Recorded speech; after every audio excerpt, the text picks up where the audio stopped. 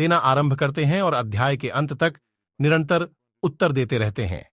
सभी अंश स्वाभाविक रूप से अपने अंश की ओर आकर्षित होते हैं। पत्थर गुरुत्वाकर्षण की शक्ति के कारण पृथ्वी पर गिरता है। हमारी आत्मा भगवान का अंश है जो परमानंद स्वरूप है। क्योंकि आत्मा अनंत सुखों के सागर भगवान का अंश है, इसलिए वह स्वाभाविक रूप से आनंद प्राप्त करना चाहा। धार्मिक ग्रंथों में संसार को मृग तृष्णा कहा गया है, जिसका अर्थ हिरण द्वारा देखा जाने वाला मृग जल है। रेगिस्तान की गर्म रेत पर जब सूर्य की किरण का प्रतिबिंब दिखाई देता है और उस हिरण को जल का भ्रम हो जाता है, उसने छोड़ दिया है कि रेत के ऊपर जल है और उस ओर अपने तीर्थयात्रियों के लिए दौड़ है। वह धीरे धीरे जल की ओर भागता है।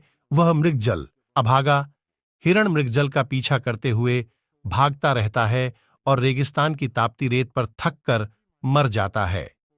इसी प्रकार प्राकृत शक्ति माया भी सुख का भ्रम पैदा करती है और हम अपनी इंद्रियों की तृप्ति की आशा में मूर्तिमा जाते हैं।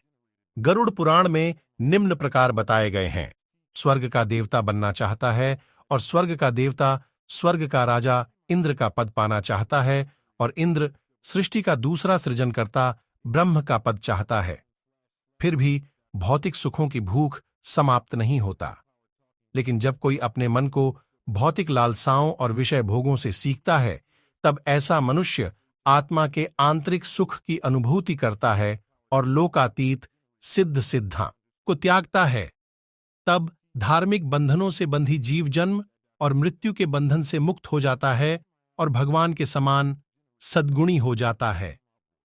श्री कृष्ण श्लोक में कहा गया है कि लोकातीत जिसने राज्य में स्थित मनुष्य है, वह अपनी इच्छाएं और इंद्रिय तृप्ति का त्याग कर दिया है और जो आत्मा में रहता है